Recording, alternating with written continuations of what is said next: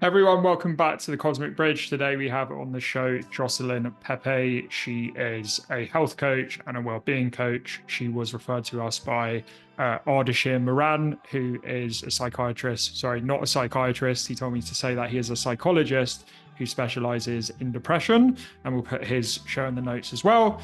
Jocelyn is a fascinating character. She's going to be talking about motherhood and being an entrepreneur, because obviously that balance is difficult. She's going to be talking about her philosophies when it comes to spirituality in the workplace. She's going to be talking about mental health in the workplace, listening to your gut feeling, your intuition.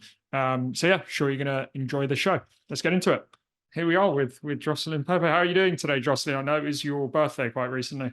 I'm great, Michael. Thanks for acknowledging my birthday. Yeah, I'm Aquarius, so it was nice to celebrate and step into a new year, a new era with some new impact. And I'm looking forward to chatting further about that today. Yeah. Random question before we get into the deeper stuff. I don't know if you know much about star signs. What are some of the traits of Aquarius that you think you have? Okay, good question. Yeah, so very humanitarian, nurturing, a visionary leader. So really stepping into heart-based leadership, really seeing positive for the collective. Those are a few kind of my key core traits that I relate to with being an Aquarius for sure. Nice. Well, obviously, before the show, I was telling you that I'm an Aries, and Aries can be very calm and then explode, and people are often very surprised by that, like, I guess, anger side of us Aries. What about, is there any like dark sides of Aquarius that you're like familiar with in yourself, or? Yeah, the dark side is feel emotionally cold. Okay, interesting. Yeah, so it can be don't express my emotions very well. It can show up as just being very emotionally cold. But the truth of the matter is, inside is like so much emotion. So I Yeah. don't know if that's necessarily an Aquarius trait, but that is definitely a me trait. Wow. Interesting. Yeah, I'm thinking of a few Aquarians actually, and I think you may be right on that one. But but yeah, It's fun to play around with this because you can read people a little better. yeah, for sure. Well, we won't stick on star signs because I'm sure there's a few people listening that maybe not so interested in that. But yeah, let's get Yeah. into your own journey, Jocelyn. So I know we're going to be talking about your work later. Obviously, you become an expert in mental health, specifically in the workplace. I was wondering to kick off, like, what's been your own journey with mental health? I know actually you did sales roles. Obviously, there's a lot of salespeople that listen to the podcast, given my business, and we go through our own mental health struggles with like rejection and things that salespeople suffer with. But yeah, what's been your own personal journey with mental health? Yeah, thanks for that question. It's been a long journey of mental health. In my life overall, I have been a witness and been highly impacted by addiction, as well as other psychological external factors that were beyond my own control. And so for me, I'm an empath and I absorb a lot of energy. So that energy from the external environment really started to kind of shape me because I wasn't able to have the boundaries that I needed to have in order to take good care of my mental health. So how I like to describe my own journey is from a scientific perspective. I have the foundation of a biopsychosocial, which means your biological, psychological, and socio environment has impacted me. And so I have that foundation laid inside of me that I've been working over the years to really create self-awareness around, to undo some of those external things. And when we speak about it from like a neuroscience perspective, my brain has been trained or wired in my whole body, because mental health is more than just our brain. It's a whole body experience, has a foundation laid that I've needed to work through. And then when I talk about it from a more of a soul perspective or a spiritual lens, that's where I merge the two in mental health. Because for me, from a soul perspective, I was off path on my purpose. And this is where I'll get into, my work and career and working with organizations later on. So not only was it the science perspective of my programming, it's also the soul perspective of being off path with my purpose and doing the work in the world that I needed to do. And so when you were chatting about early on in my career, I was in sales. I started my career in fashion and wholesale, and I loved it. I loved the people. I loved the fashion because it was a part of like the creative side of myself. I always knew that I was longing for something else. And it wasn't until I felt that I had the self authority in my life to make that change that I really started to notice how being on path and on purpose, that we are guided. And so there's a science and a soul around mental health. And that's the perspective and the approach that I take when working as a mental health researcher in that space, or working as a coach inside organizations with executive and team well-being. Okay. You mentioned earlier, kind of on a personal note, you've had struggles with addiction. Was that you personally, or someone like in your close circle that had issues with addiction? Yeah, that's a great question. Someone in my close circle had struggled with addiction. And those external psychological factors are Mm, other parts of what comes with that behavior. And then, other relationships that show up in our life from those grounded places that we've experienced or lived with or lived through. yeah, interesting. Yeah, I think it's an interesting topic actually, because I think addiction is something that's very stressful for like family members or friends or partners, right? And often it's something that's not talked about. It's more like how can we help the person who's got the addiction, but it's actually very stressful for people in the close circle as well. And I've been through that struggle as well myself, and I think you go on a big journey of, at first you're trying to almost like fix the person, and then you come to a realization that only the person can fix themselves, and you can only be more of a guide for that person, right? And it's funny because in Alcoholics Anonymous they say like the serenity prayer, which is about focusing on identifying the things that you can't control and focusing on the things that you can. And that's obviously for the drug addicts or alcoholic or whatever it is themselves, but actually it's really important for the family members and people in that. But yeah, I don't know if you went through that journey as well yourself. Yeah, that's interesting. I actually never went to Al-Anon, which is the support system for people who are impacted by addiction or alcohol. I did go on my own journey of emotions. I know you and I were talking about that before this podcast, the emotional roller coaster that has on people. So it's not only the person that is suffering, because at the end of the day, my perspective is that addiction is a numbing to feelings. People don't want to feel or deal with a Mm, reality that they're living through. And so it gets projected onto other people around, and not intentionally. Like there is no, in general, from my experience, there was no ill intent. It was just an unawareness of the impact that it has. And over my time of kind of seeking to understand what was happening, what we were going through, it was really more about finding forgiveness for a person who's suffering, and helping, how can you support that person to navigate their journey without carrying the extra emotional mm, load that I feel like I started to carry through life. yes. Yeah, Yeah. forgiveness is a very important part of that, and a great shout out there. So I wanted to come back to your career. So you said you were, working in like fashion sales. Mhm. So during that process, obviously, you talk a lot now around like finding your higher purpose and all that stuff. With during that time, was there something that was calling you, like from a mental health perspective? You were thinking, I'm not actually feeling like whole essentially in this job. I guess tell us about what was that transition like from doing to what you're doing now, running your own business, doing coaching from that place where you were. Yes. So the journey has been really incredible, really.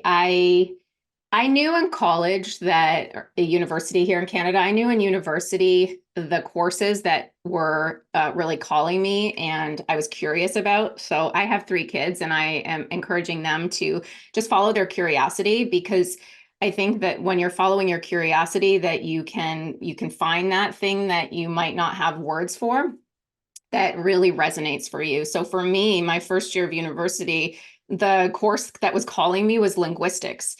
So I was already in like human health in that one course. And something took me off path. I went to fashion school and ended up getting an amazing job as a buyer. And then from that, I was recruited into a sales role, which was entrepreneurial. So I was only in a corporation or an organization for 2 years until I went into running my own sales agency for some major fashion brands in footwear. And it was incredible because it was entrepreneurial. I was running my own business, and I had that relationship development piece, that human connection that was a part of me and that I longed for. What I did know though was there was something else and something different, that it wasn't the product, it was the people. So then I wanted to follow my path into the curiosity around people and how Mm. they worked, because I was more concerned about like the people and what was going on for them and who they were than I was about the actual sale of the shoes. And Yeah. that didn't, and that's Yeah. that's that's good and great because it was built on depth of relationship, Yeah. and it led me to this new path of coaching and more psychology, neuroscience, Yeah. and mental well-being that I'm currently on right now. That's interesting what you talked about, because I talk a lot about the concept of like detachment in sales, or business, which at first sometimes seems like, oh, this hippy dippy, like, phrase around like what's detachment got to do with sales. But the thing is, it's I always give the example of like dating, which is Mm, when you're first like dating someone, the more desperate and needy and like I need this person to validate my self-worth, the person's going to run away, right? Because it's like, the mm, least attractive thing. And it's the mm, same in sales as well, right? The more you're like hassling the person and being like, oh, you have to buy from us, the more they're going to run away. And even if you actually like sell someone a deal that they don't need, they're not going to come back to you in the future. So it's actually not in your benefit long term. Whereas, as you said, almost just caring more about the relationship and the person mm. versus your own pocket, they'll actually give you money because you'll build such a deep relationship with them anyway. So I don't know if you found that as well through your experience. I did, yes. I had great relationships. The people I worked with in partnership, I had beautiful relationships with them. We specifically worked in Canada, and then we would go to the US and we would make great relationships with the people that we worked with there. And the more and more I got into it, the more I just realized I wanted to go deeper into the people. And I came into a time in my life where I was navigating a divorce with three small kids, and it was engaging in coach skills training that really helped me get through that time, because for me Mm, that was a real personal journey of exploration on who I really was, and it helped me go deeper into myself, which is part of the spiritual piece that we mm. bring into the work we do with mental health. Like, who am I, what am I here to do, and what impact do I want to have? So navigating that time in life while training as a coach was a really powerful experience. So that was the shift that I went through in the transition that I had.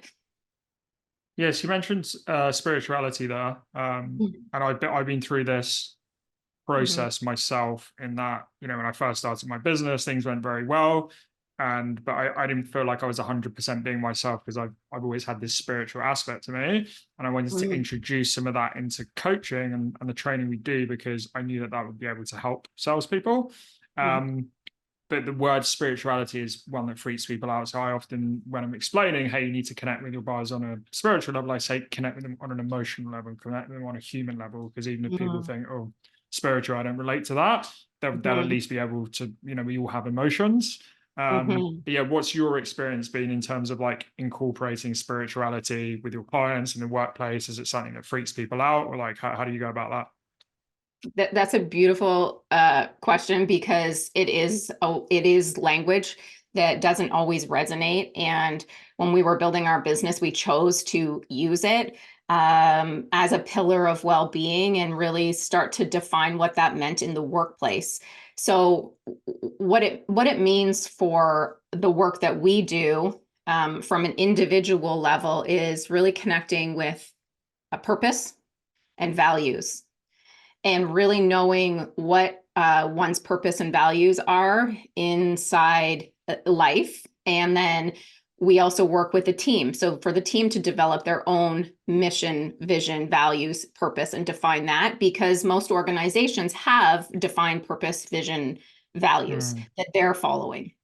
Once individuals can see the connectivity between their own mission or purpose in life and their own values, cascade up into the team, cascade up into the organization, there's real connectivity between the work that people are doing in order to find meaning and purpose. And, not all jobs will have a really deep, direct correlation. However, there can be threads that can be found to say, this is who I am, how I'm contributing to the work that I do within this team, to the work that we do within this organization, and the impact that this organization has community or globally.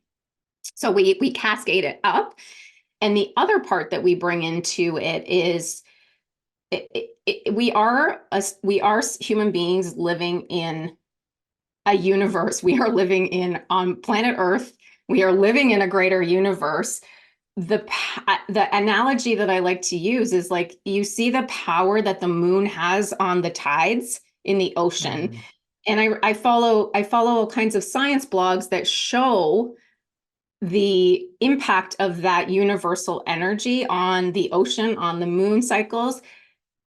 The further we get disconnected from that as human beings, I really feel that we struggle, because we are a part of that energetics of a much bigger thing. So the moon and the sun rise and fall. We have that bigger biological rhythm.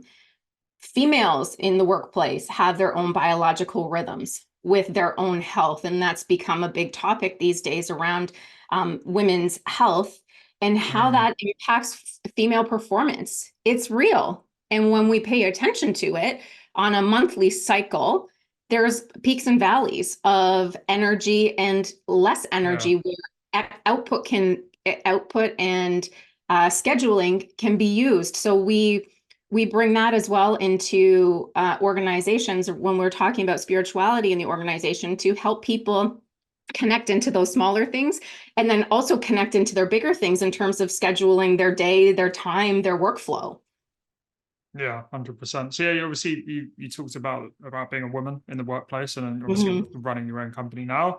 You also said, you went through a divorce, you've got 3 children. And this is a topic that's come up a lot, is like balancing entrepreneurship and balancing like having a family. Like, how have you found that journey? How do I answer this? Amazingly rewarding and incredibly difficult. My one of my highest values is freedom. One of my highest values is freedom. Freedom can come in so many different ways. For me, because I've been an entrepreneur for so much of my life, and I actually come from a lineage of entrepreneurs. My father was a very successful entrepreneur. My brother is an incredibly successful entrepreneur, and they both were beautiful in their craft. And so I have that genetically, I believe, where it's important. And then going back to what we were speaking about earlier, my Aquarius trait, being a visionary leader. I actually had a leader say to me when I was leaving an organization, Jocelyn, you are busy, putting like cars on the moon, and some of us here are still trying to make a Ford better. So that visionary, like I'm fast, I move fast, I see things very forward into the future. So for me, that having that ability as an entrepreneur, I really feel like I get the opportunity to be a thought leader in the space. Where sometimes inside of an organization, I was feeling boxed into something very prescriptive that didn't feel great for me. So back to your question about being a working mom and an entrepreneur, it's challenging and it's so rewarding. And I feel like, what is my definition of success, and what am I teaching my children? So what values am I living by, and how am I defining success that they can adopt, that's healthy and supportive for who they want to be in the world. And I'm starting to see both of my older two kids start to explore kind of what they want to do in life, and they have that kind of creative entrepreneurial spirit, and they also have like real clear connection to the type of life they want to live. Yes, I think it's interesting in terms of, with your kids potentially being interested in entrepreneurship, Mhm. because it's difficult, as you know, and often I think entrepreneurship is like very glamorized, but yeah, oh, you be your own boss, you can control your own hours, but you still call to someone if you're an entrepreneur. It's not, you've got a boss, but sometimes your clients are your boss, right? Because they're the ones that are giving you the paycheck, and there's other things to bear in mind, and you're responsible for a load of stuff. And often you end up working more, not less. That's the other thing. Sometimes, oh, again, it's entrepreneurship because I can. There's that book now, isn't there, the 5 hour work week? But that is normally not how it works. So, Yeah. um, I guess with your kids, I imagine. How do you go through that also, like not to over glamorize entrepreneurship too much as well? Maybe they even see that in the home. So, Exactly. Well, yeah. because they get to spend time with their dad, I do get the privilege of having those days where I can work different hours. I also choose the hours that I work, and so if I start work at 11 in the morning because I have other things to do for them, I can work till 7 at night, and I love it. So I love what I do. I could wake up and do it 12 hours a day. I could do it Saturdays and Sundays. I actually have to hold myself back from that piece.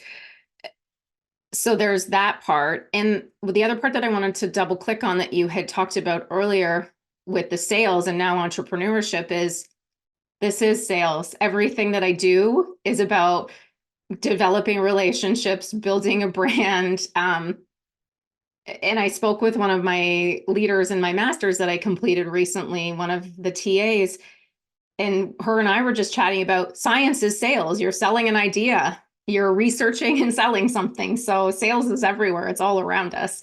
Um, it's just the modality in which you choose to do it. Yeah. Yeah, a friend of mine, Niraj Kapoor, I think he's going to come on the show soon. He wrote a book called Everyone Works in Sales, and it's pretty much saying what you're selling. You could call it storytelling, right? Everything is storytelling, everything is sales. Um, I wanted to come back because it been having I think I mentioned to you before, a lot of my friends now have kids. So a lot of them have kids who are like 1, 2, 3. There's always the discussion of, in those early years, what's the mother's role, what's the father's role, etc. How is it for you in the early years of like having children? I guess in that era, were you like back in the fashion space, or like what was going on then? Oh, yeah, that's a great question. So when I was working in sales in fashion, everything I was working from home then, and that was decades ago. So that was in my 20s and my 30s. So when I was working then. What was very challenging and really impacted my mental health was not having a maternity leave. In Canada, we have a 1 year maternity leave paid. The government provides and organizations provide. And because I was an entrepreneur, I did not have that. So with my first child, I went back to work at 6 weeks. And I know that the US has really got time to catch up on this. So for the American listeners, this may not sound really traumatizing, but for me, it was traumatizing. Um, Going back to work, I had a difficult delivery and a difficult recovery. So with 6 weeks, I was barely like getting my feet back on the ground, quite literally. And being away from my firstborn was one of the most traumatizing things that I've experienced as a mother. And I get emotional just talking about it, but that's challenging. And then we had a son and then another daughter, at which time I was grateful to be able to take a little bit of time off. We had been in a place in life where that was a possibility. So I did take time off. And I always knew, just by the way my brain works, I'm very intellectual. That's one of my, Clifton Gallup strengths is like intellect and research. I being home 100% was also not for me. So finding that balance was really tricky. And the kid's dad is very successful and was traveling a lot for work and was gone a lot. So it was tricky, even though we had support. So just finding that balance for me as a working mom was a real struggle. Uh, Knowing that I had wanted to be a career person, and also knowing that I wanted to be, I think this is what I commented on, wanting to be a conscious mom. I wanted to be there for my kids, raising conscious, kind humans in the world. And I just think the up and down roller coaster of being an entrepreneur and having to go back to work so quickly was really mentally challenging for me. And then finding my groove, it took time. So for me, that was a big struggle. You mentioned obviously with your first child that happened. Did you find, with your second and your third, it was slightly easier because you'd kind of been through it and you could work out the balance a bit better? Exactly. Yeah. So then with my son, I took 4 months off. Um, at that point, I was ready to get back into the working world. And it was so flexible. It was okay to do that. I could be out on the road because Mm. at that time in footwear sales, we were traveling around, like going town to Yeah. town. It wasn't the same as it is now. We would also be traveling for trade shows a couple times a year to New York and Las Vegas, or locally. So there was a lot, and I really enjoyed it. So with my son, I was able to take 4 months and then take some time off between him, and then I have a third daughter, Mm. and with her, I took even more time off. So as the kids came along, I was able to take more time, and that really made a difference for me. Yeah, that really made a difference for me on my ability to, find calm and find peace as a mom. That's awesome. Mhm. I was thinking of taking a step back to something you said earlier, which was around, obviously you talked about, most companies have some type of purpose, which is often called the mission and vision of the company. Yes. Actually, every individual has a purpose as well. Mhm. I've been doing this process myself of like individuation, which is a Carl Jung psychological concept. Mhm. But I think everyone goes through this journey in life.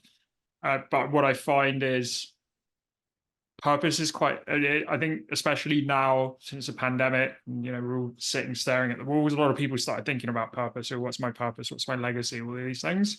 But I Mhm. think it's quite a difficult thing to go through to understand what is your purpose. And I do think it's a lifelong journey. I'm still in that process myself. Like, how do you help your clients and the individuals that you work with within companies to find purpose? Yeah, that's a great question. So we do workshops with individuals and teams, and we actually bring it into a half to a full day workshop, depending on what the client has in terms of time budgeting. And we go in and we work on an individual level with values and purpose. And we also values, vision, and purpose, which is mission. So mission, vision, values. We go in and do that at an individual level, and everybody gets to connect into their own. And we do that through coaching, group work, guided visualizations, curiosity with the questions. So some of those typical coaching modalities in terms of questioning, visualization, having people really tune in to their body. So this work is less about mentally thinking through something. It's more about energetically feeling something and allowing that guided visualization to take you to the place where you are having the impact that you want to have in the world, or you are on that trajectory. And so we share stories too, because like I've been talking, my purpose for a while, for a long period of time, was to raise conscious, well-adjusted children. And so I share that, with teams. And my purpose now is to put human health first and increase quality of life. And so the evolution of that has grown as I've grown, and it will continue to shift and iterate. So inside the organization, we do that on the individual level. We then take it into a new exercise into that team level, and the teams get to work together, which is a really beautiful experience to watch. People share what came out of their individual journeys into a team journey, because then they get to collectively make some decisions as a team of what are we here to do. And it's togetherness. It's not somebody inside the organization saying, here's who we are and what we do and the impact we're going to have. The team creates that together. And then organizationally, I think a lot of times that's done at a different level. And sometimes with the organizations that we're working with, we come into bigger organizations that already have a set mission, vision, and values, and we cascade up so everybody gets to see the impact that we see with this.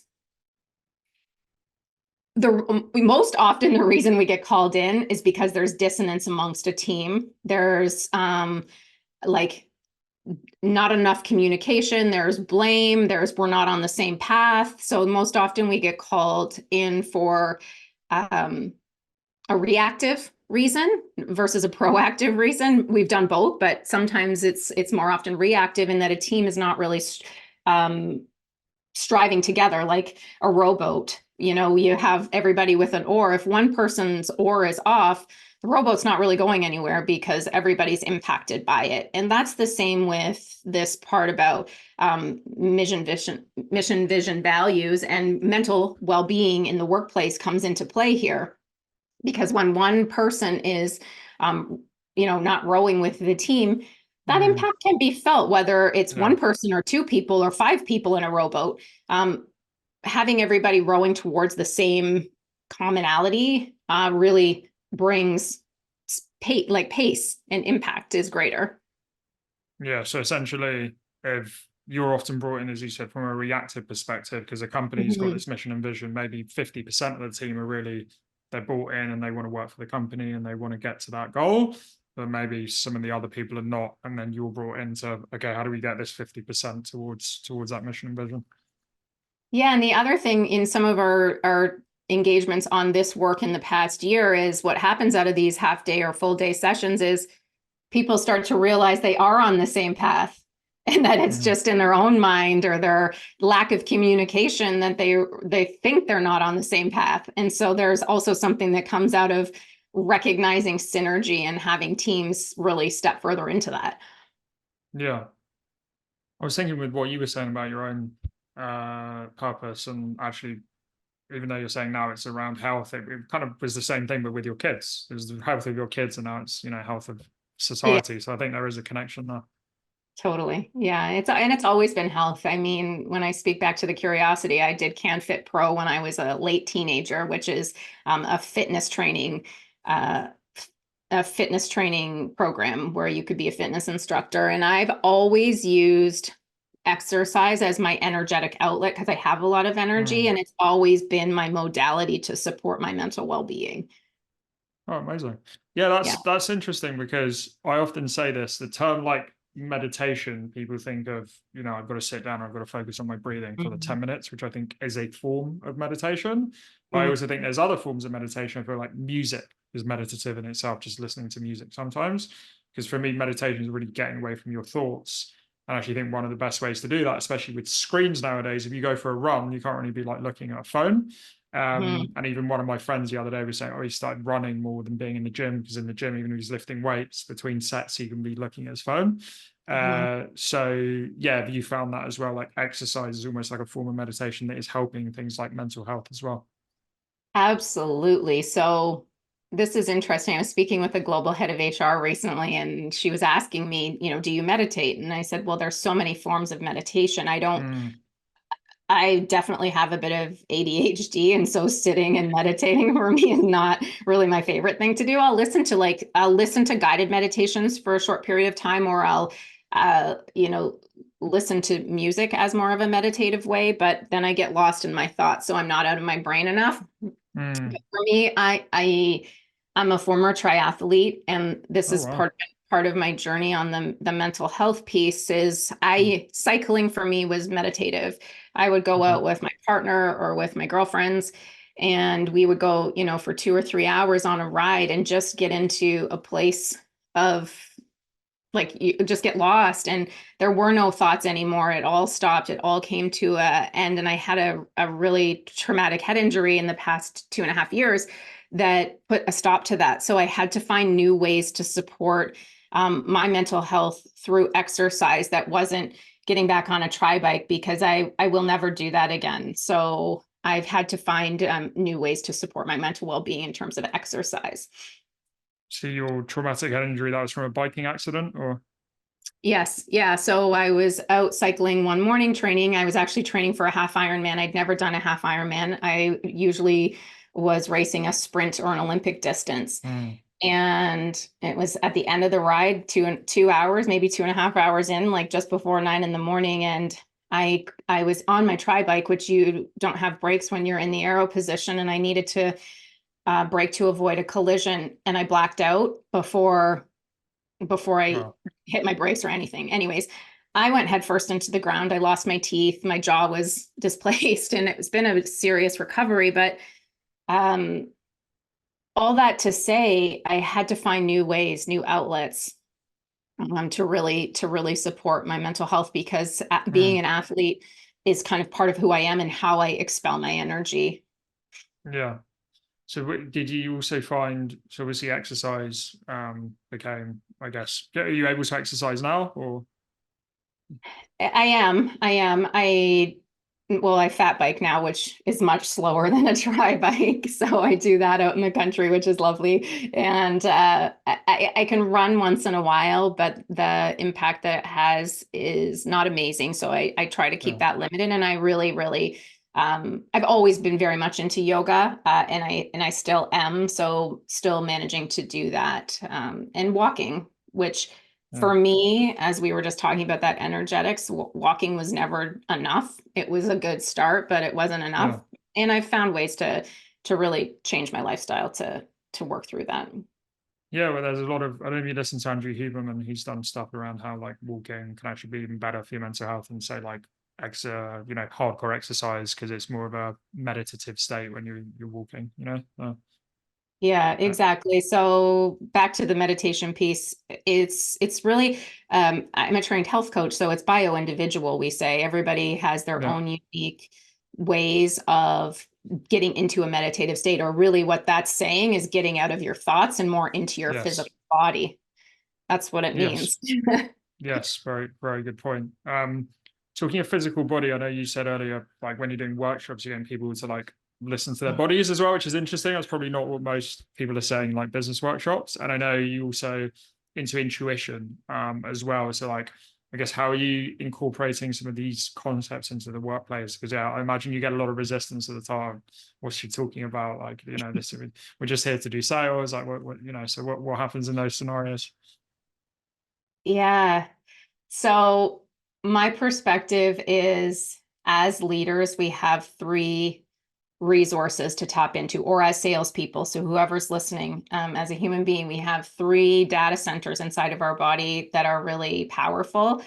Our heart, which is our emotional data center. I mean, technically it's through your nervous system, your peripheral nervous system as well, but your heart for emotion, your head for brain, logical thinking, and your gut, which is your intuitive self. And they call it the second brain for a reason. And in modern society, or even Western society, we have gotten very far away from listening to our gut, as it's woo woo. But the fact of the matter is, even in the scientific community, the gut is being shown to have an incredible impact on mental well-being, just through like the bidirectional communication of cells, of things crossing the blood-brain barrier, of bacteria, your gut microbiome, how that impacts mood. So there is a scientific relationship. But when we're talking about using your gut and intuition, it's like making a gut decision.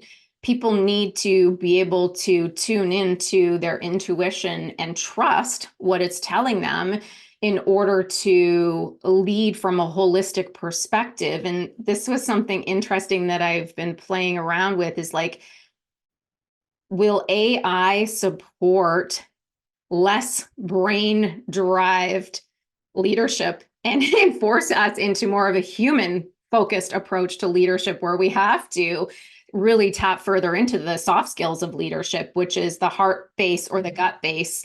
And AI can help with the overextension of information that we have that really actually has a poor impact on mental health, like you were talking about earlier, in terms of um, social media and those types of things. Like we have information overload, and I think that overstimulation really impacts mental health. So back to the intuitive piece, that is, I feel like a learned and lost art, is really trusting into our intuitive selves. And when we built TrU Living, that was part of our original tagline was tune in, live true. Because when individuals are suppressing feelings or intuitions, it's creating dis-ease inside the body. That comes out one way or another. It manifests itself, whether it's going to come out in cancer, whether it comes out in, explosive reactive behaviors, which is a lot of what we see in organizations. People aren't tuning into their emotions or their intuitive self. So there's more reaction than thoughtful, methodical responsiveness. We talk about that. It's really tuning in to the impact we have on others. So checking in with who am I, how am I showing up, and what impact am I having on my colleagues or friends in the workplace.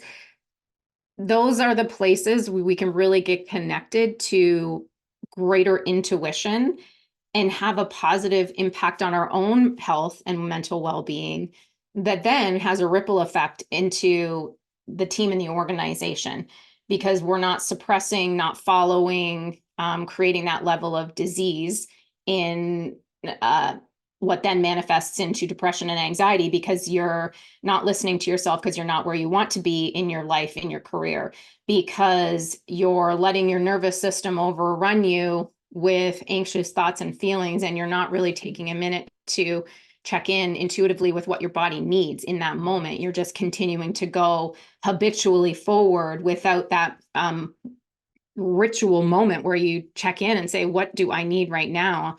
How can I have a greater impact on myself and others? Yeah, I guess to finish up here, I always Mm-hmm. try to like to get a bit tactical. So I think one of the problems with like say spirituality or like intuition, Mm-hmm. gut feeling, like we're talking about now, I think it's difficult to practice these things because, as you said, it's like in the moment, you got a gut feeling. But say you're working with your clients, whether it's business, personal level, how do you help them become more in touch with intuition? Because if it's something that's like we can't measure, how do we actually practice this in our day to day? The first thing, if it's is to slow down. As a broad statement, we're moving too Mm, quickly. Humanity's moving much too quickly to mm, even take a minute to listen to themselves and listen to their intuition.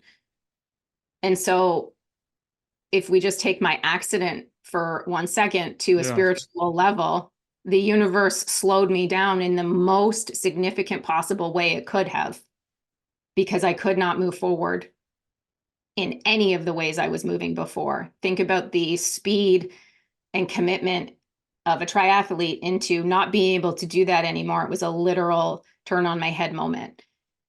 That is humanity, and that's just an example of what that can Mm, look like. So, number one, tactical.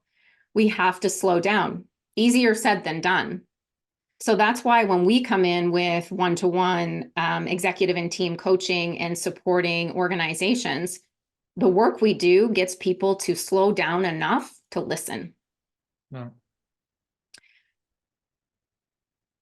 It's a practice. So the more we build that, okay, I need to slow down, but what does that look like? We have to take an empowered stance that's not a fear-based approach, because I wonder if people are afraid to slow down, and I hear it in my clients. Well, this has always got me to this level of success. Mm, What happens when I slow down? Is the success going to change? Is my life, it's too dramatic for some people to think about. But if we slow down and take baby steps to listen to our intuition, it could be like, start with what you want to eat for lunch. mm, What is your intuition telling you? Start with, your relationships, your friends or your partners or your children. yeah. What is your intuition telling you? Go into, a project at work. What is your Mm, intuition telling you? Are you feeling off track? Or are you feeling good? It's like And then small decisions, you can start to build up evidence that you can trust your intuition. Because I think that's some of the dichotomy is like, do I how can I trust this voice that's like out there that is non-quantifiable? Yeah. Am I really listening to my gut, or am I just thinking this in my head? Yeah. Well, I like your one about starting with your food choices. That's going to be my takeaway. I'm going to start listening to my gut when it comes to food choices, which makes sense, the gut and food. So, Jocelyn, this has been great. We'll put links to like your Instagram, social media, etc. Is there any other resources, anything like that you'd like us to put in the show notes for the audience? Yeah, I think following along with us on Instagram and on LinkedIn, we're continuing to update and share more about the impact we're having in the world. And, reach out for a conversation. I think this has been a really beautiful opportunity to have this connection with you, Michael, and listening to your podcast and the people that you have had on and the depth of connection that you bring. I feel humanity is craving this. So thank Well, you for your work. well, thanks a lot for that, Jocelyn, and thank you a lot for your time today. Beautiful. Thanks, Michael. Cheers. So it's funny because Jocelyn said to me before the show, because she's listened to quite a lot of the other podcasts, oh, my life's been a little bit vanilla compared to other guests, but I actually think that's definitely wrong. She's been through a lot in her career. She's been a mother to 3 kids and been through a divorce, but run her own business. She's had the traumatic head injury recently, which is very interesting. But in terms of takeaways for me, I really like that bit at the end, because I've been thinking about that myself, is how can I be more intuitive? Because often as an entrepreneur, you have to listen to your intuition. Sometimes you have to listen to your intuition and go against what some other people are saying in your life. Even Steve Jobs, apparently he made a lot of decisions based on his intuition when his employees thought he was crazy. And that's how he was able to, create things like the iPhone or the iPod, etc. So I liked Jocelyn's advice, actually, of like slowing down. So sometimes you have to slow down to see the bigger picture and the baby steps as well. So like for me, I'm going to take that thing away of like, if I'm thinking about a food choice, what is my gut telling me? Is this really the right food that's going to benefit me long term in my health? So having those small steps, and then eventually you become more in touch with your intuition in general. If there's someone who you think is overly logical and not intuitive at all, share this podcast with them. I'm sure it will help. And I know you're bored of me saying this, but please subscribe to us on YouTube, on podcast platforms. Share it with your friends as well, because that's going to help spread the word. And we'll see you next week.